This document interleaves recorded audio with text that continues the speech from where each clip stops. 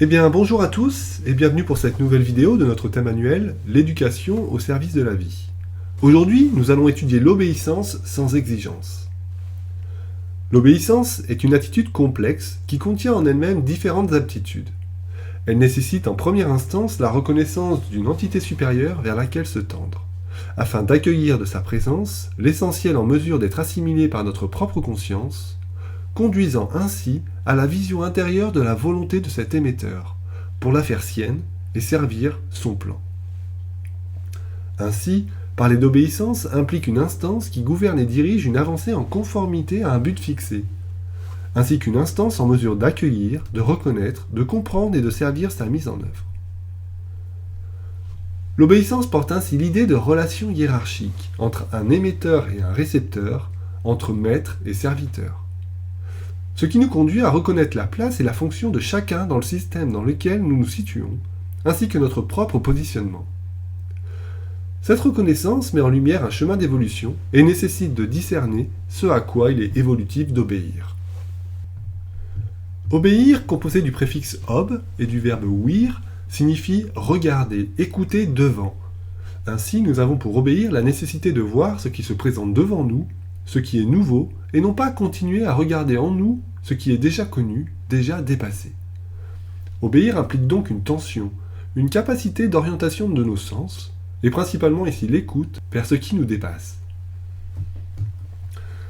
Bien sûr, si nous l'entendons dans un premier temps, d'un point de vue extérieur, nous allons chercher à obéir à une autorité instaurée par la société dans laquelle nous vivons.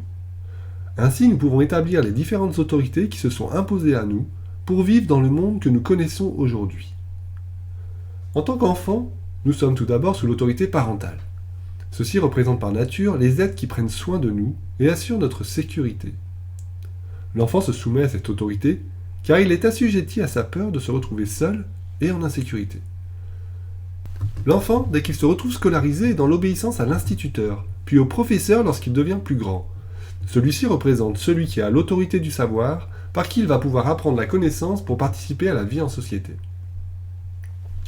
Obéir demande ici d'être dans une relation de confiance réciproque. L'enfant est sujet à un certain nombre d'impulsions intérieures auxquelles il obéit instinctivement. Curieux par nature, il est poussé par la découverte, l'expérience, tout en étant inconscient des relations de cause à effet. L'éducateur qui veille au bien va accompagner l'enfant à découvrir ces relations de cause à effet, et ce dernier, éclairé par les lois naturelles, va ainsi librement s'inscrire sur un chemin d'ajustement. Il ne s'agit pas de couper l'enfant de l'expérience, mais de l'accompagner à reconnaître les rapports de cause à effet. Nous voyons donc là une première importance de ne pas réprimander l'enfant chaque fois qu'il enfreint le code social, mais de l'observer et l'accompagner à entraîner en lui cette notion de discernement qui va chercher à progresser. Observer la limite que l'enfant est prêt à dépasser, et lui poser question afin qu'il en prenne conscience. Ceci peut commencer dès l'âge de 5 ans. Si l'enfant est libre de son mouvement, il doit petit à petit conscientiser le but de celui-ci, afin que dès le plus jeune âge, il soit concentré sur ce qu'il fait, ce sur quoi il agit. Cela demande de la part de l'adulte d'observer l'état de concentration de celui-ci, quelle que soit l'activité. Ainsi, plutôt que d'obéir à des règles imposées par l'extérieur, l'enfant apprend progressivement à être gouverné par une autorité qui vient de son être intérieur et qui va régir son action. Dès le plus jeune âge, l'enfant doit apprendre à répondre par lui-même au bien et à exprimer ce bien qui le pousse à agir. Bien sûr, cette notion de bien est relative à l'état de conscience dans lequel se situe et l'adulte et l'enfant. Chercher le bien pour soi ou chercher le bien du groupe n'engendre pas la même chose. Lorsque nous parlons d'obéissance, nous l'évoquons à partir d'impulsions intérieures, qui nécessitent une réponse de la part de l'entité consciente en mesure de reconnaître ces impulsions. La capacité de répondre de ces impulsions accroît l'éveil de la sensibilité. Dans cette croissance de l'enfant, s'exerce un discernement qui permet à la conscience de l'enfant de grandir, de se rendre progressivement responsable. Dans un second temps, l'enfant apprend à reconnaître quelque chose de fondamental. Apprendre à respecter l'autre, c'est apprendre à se respecter soi-même. En effet, pour grandir, l'enfant a besoin d'un cadre, d'un milieu sécurisé au sein duquel il puisse s'épanouir. Cela est vrai depuis le tapis sur lequel il joue seul à la maison, jusqu'à la structure éducative dans laquelle il cohabite avec d'autres enfants.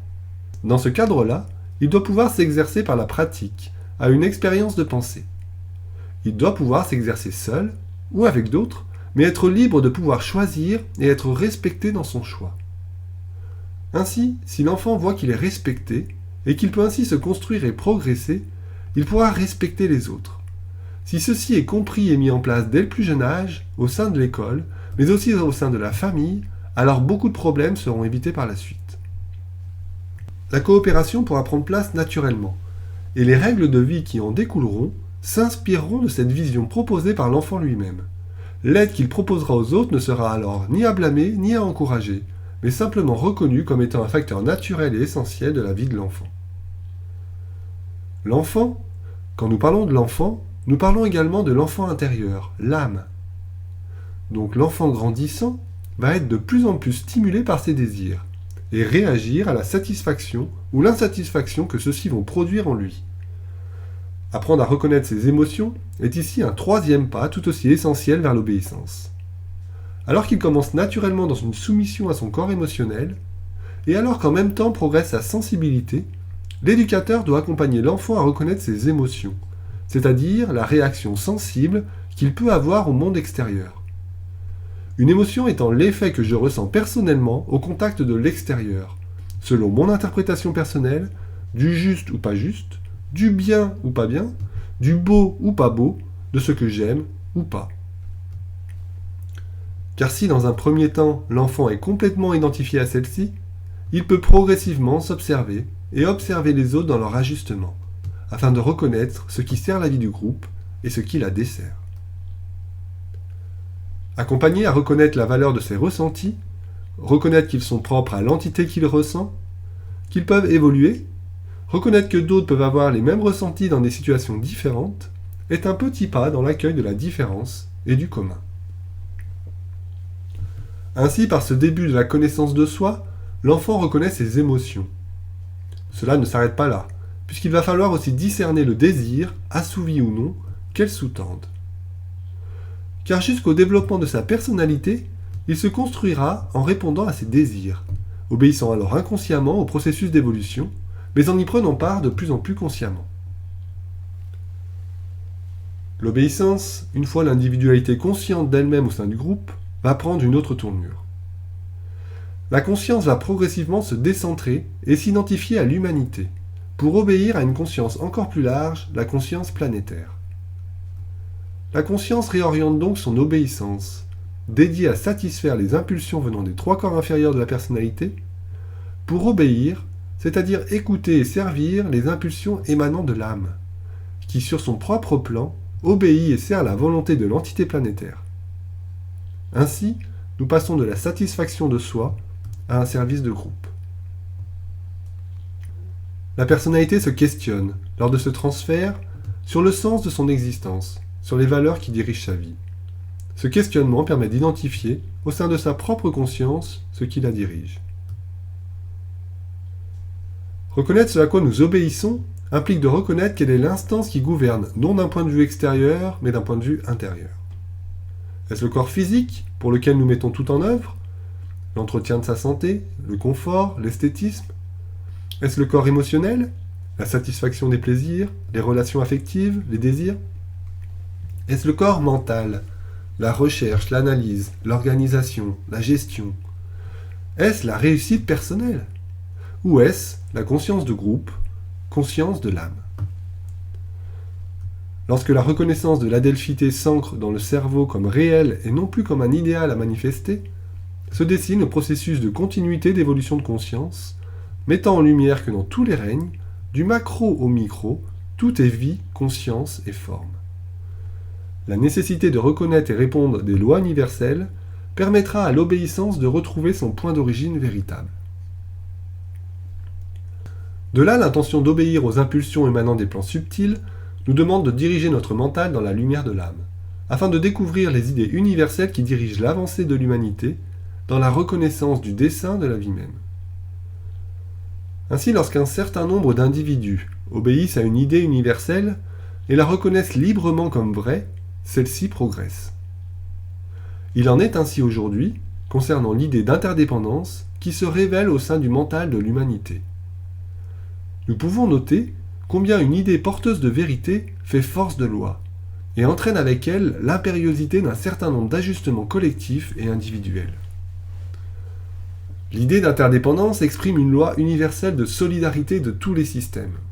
Elle n'est pas neuve dans le sens où elle a toujours été là, mais tant que nous n'étions pas disposés à recevoir mentalement cette idée, nous pouvions croire que nous étions à part, et nous pouvions continuer de faire ce que nous voulions, sans considérer que cela serait nécessairement dommageable, comme exploiter la terre, commercialiser l'énergie, et s'approprier ce qui appartient à l'ensemble. C'est seulement aujourd'hui, 2000 ans après, que nous comprenons la phrase « Ne faites pas de la maison de mon père un commerce ». Nous voyons qu'il ne s'agit pas d'obéir à quelques préceptes religieux dénués de sens, mais de reconnaître les lois fondamentales de l'univers qui, du macrocosme au microcosme, régissent le cosmos de façon équilibrée. En faisant commerce de toutes choses, nous avons cherché la rentabilité, de temps, d'argent, et aussi l'efficacité. Aujourd'hui, confrontés aux résultats de cette expérience, nous sommes confrontés à un problème de conscience. Continuer de chercher la rentabilité, de faire du profit, ou répondre de la loi universelle d'interdépendance, en reconnaissant la valeur essentielle de l'ensemble des règnes et notre responsabilité créatrice dans ce grand tout, où chaque règne a sa place, sa fonction et sa raison d'être dans l'ordre global, ainsi que chacune de ses cellules constituantes. En tant qu'humanité, nous sommes le seul règne confronté à la responsabilité de choisir entre servir l'intérêt du tout ou celui de la partie. Le seul règne qui peut en conscience être le pont entre l'abstrait et le concret. En éprouvant l'unité, en apprenant à traduire par le biais du mental les idées universelles qui dirigent notre avancée collective, nous parviendrons de mieux en mieux à servir le monde. Nous avons au début commencé à aborder l'idée de la hiérarchie. Sortir d'une vision hiérarchique basée sur l'illusion de la séparation entre supérieur et inférieur nous conduit à nous inscrire dans une hiérarchie de valeurs. Ce qui implique de prioriser notre obéissance dans la direction d'une inclusivité évolutive. Ce qui nous demande de renoncer à nos attitudes séparatrices basées sur la conscience de soi en tant que personnalité éphémère pour découvrir ce qui, au-delà du temps et de l'espace, nous unit. D'un point de vue de l'idée d'interdépendance, maître et serviteur sont une entité solidaire. Ainsi, l'âme est le maître de la personnalité et le serviteur du bien universel. L'âme ne peut agir dans le monde qu'à travers les formes qu'elle construit. Nous ne sommes pas ou la personnalité ou l'âme. Nous sommes simultanément les deux, à la fois mortels et immortels. Lorsque nous obéissons au maître intérieur, s'éclaire l'unité d'opposés qui intellectuellement paraissent inconciliables et raisonnablement impossibles. En réalisant l'immortalité du soi supérieur, apparaît l'égocentrisme de la personnalité, s'étant approprié les qualités universelles, et l'attachement à nos désirs personnels sont vus pour ce qu'ils sont, désordres qui engendrent les maladies dans les différents secteurs de la vie humaine et subhumaine. En tant que personnes uniquement conscientes de notre finitude, nous ignorons l'ensemble et sommes coupés d'une vision globale. Nos pensées issues d'une identification au temps et à l'espace sont réductrices et portent en elles le germe de la séparativité. En obéissant à la conscience globale, notre mental dirigé vers l'universel est entraîné à cultiver l'inclusivité afin que nos pensées laissent transparaître l'éternel à travers l'éphémère. Ainsi, la reconnaissance de l'idée d'interdépendance engage à cheminer vers l'innocuité. Ainsi, nous pouvons dire que l'âme s'habille de vêtements qui traduisent au mieux sa présence. En réagissant à la forme qui tente imparfaitement de révéler l'essentiel, nous cessons d'écouter au-delà des apparences. Obéir à l'essentiel implique une absence de réactivité et une sensibilité mentale attentive à l'inédit. Nous comprenons ici pourquoi il nous est demandé de cultiver le silence de nos corps inférieurs, afin d'obéir au silence. Obéir et servir, c'est habiller le silence de mots qui dévoilent un jusque-là impensé au bénéfice d'une avancée de la conscience. Une idée comme nous l'avons vue peut ne pas être nouvelle. Elle l'est cependant quand nous la vivons pour la première fois. Elle est alors tel un joyau lumineux qui appartient à l'ensemble que nous découvrons en terre intérieure, quand nous sommes prêts à l'accueillir sans se l'approprier. Ainsi, la découverte d'un nouveau vécu du réel impulse une révolution intérieure, une émancipation qui engage une union vibratoire. Obéir et servir les idées demande de découvrir avec humilité l'inconnu en soi, en réalisant ce que d'autres ont déjà découvert de longue date. Aussi, il ne s'agit pas de briller en découvrant quelque chose qui jusque-là n'aurait pas été offert à l'humanité, mais plutôt d'être passeur d'un acte créateur, en ce sens que la découverte s'accomplit en terre intérieure, et qu'elle est formulée en attirant la substance mentale nécessaire qui permettra de la rendre visible à travers une pensée, un mot, un geste qui porte en elle l'énergie du vécu de l'idée. Ainsi, en rejoignant un état de conscience d'ensemble, nous sommes initiés à découvrir les idées, qui pourront alors transparaître à travers le réseau éthérique global et servir le progrès de groupe. Nous voyons ici combien le travail d'épuration du corps physique, de transmutation du corps émotionnel et de fermeté mentale est un préalable nécessaire pour relier autant que possible la volonté de bien de l'esprit de paix qui dirige l'humanité dans son évolution. Ainsi, obéir impose le silence afin de servir à notre mesure la volonté de la présence supérieure qui porte avec clarté la vision de l'avenir. En reconnaissant ce chemin d'éveil de notre sensibilité au monde de l'esprit, nous voyons que cela nécessite de nous inscrire en conscience sur un chemin éducatif du mental. Nous pouvons alors identifier 3 étapes nécessaires au développement mental. Une première étape repose sur la connaissance théorique, c'est-à-dire l'enregistrement d'un certain nombre d'informations reçues de sources extérieures et présentées comme vraies, qui reçoivent notre confiance. Que ce soit dans le domaine de la spiritualité, de la science, de la psychologie, de la politique, n'ayant pas développé les moyens de vérifier par soi-même, c'est une adhésion à ce que pensent les spécialistes. Le mental est alors un outil d'enregistrement qui relaie des informations sans discernement autonome. C'est à la deuxième étape de l'éducation du mental qu'apparaît la nécessité de discerner, de remettre en question ce qui nous est transmis, ce qui implique de ne plus adhérer émotionnellement à une pensée émise par un proche, ou par un auteur, ou un spécialiste, mais de vérifier par l'expérience et de tirer leçon des expériences. Ce qui ne peut être vérifié est écarté, pour se concentrer sur ce qui peut l'être. Il s'agit de clarifier ses pensées par l'analyse, la compréhension, la recherche de vérité. Ainsi, nous voyons de plus en plus se développer l'attitude conjointe de philosophie, de psychologie dans une étude scientifique des relations vivantes. Citons pour illustrer ceci la Fondation Sève, présidée par Frédéric Lenoir et Martine Roussel-Adam, qui participent de cette avancée. Aujourd'hui, nous voyons de plus en plus fleurir dans les écoles, les collèges, les lycées, les villes et les villages, des temps dédiés à la méditation, aux ateliers philo, qui permettent le calme émotionnel et la disponibilité mentale nécessaires pour comprendre les mécanismes de la pensée. Apprendre à traduire ce qui se vit en terre intérieure, à identifier les croyances, à sortir des préjugés et à démasquer les certitudes afin d'apprendre à tracer des ponts entre différents points de vue et dégager l'universel de l'emprise d'un regard encasqué par de vieux schémas de pensée qui tiennent de la première étape du développement du mental. Nous voyons alors que cette deuxième étape est fondamentale afin de déconstruire ce à quoi nous avons adhéré et que nous considérons comme des évidences que nous répétons par habitude sans en avoir vérifié les fondements. Une quête de vérité ou de ce qui est s'envisage sous différents angles de vue. Ce qui mène à une attitude plus silencieuse, laissant place à une plus grande réserve avant de formuler une réponse possible, qui à son tour sera remise en question le moment venu. Cette attitude d'un mental scientifique nécessite de n'être attaché à aucune réponse donnée, et en même temps de percevoir le vrai que chacune contient dans un contexte donné, et aussi d'être prêt à accueillir un au-delà non encore découvert.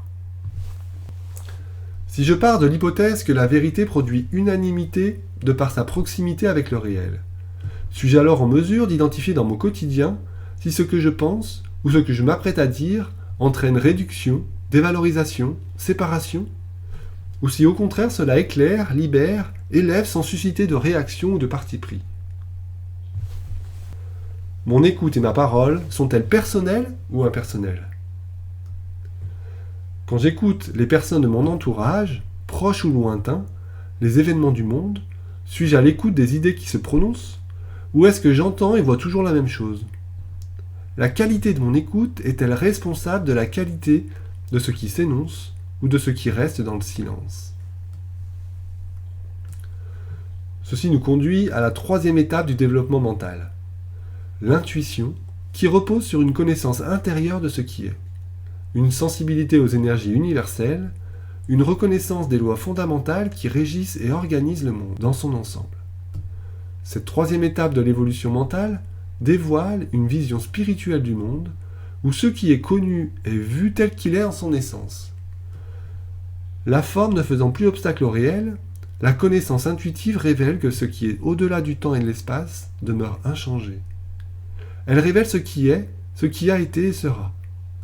Par le biais de l'intuition sont découvertes les idées qui servent l'avancée de l'humanité dans la découverte de ce qui doit être, en conformité avec ce qui peut l'être dans un cycle d'évolution donné. Enfin, pour conclure, nous pourrions dire que l'humanité est donc responsable d'obéir aux grands principes qui gouvernent le monde en découvrant les lois de l'univers. Ainsi, le mental éclairé par la lumière de l'unité trouve sa fonction créatrice dans l'obéissance et le service de la vie une.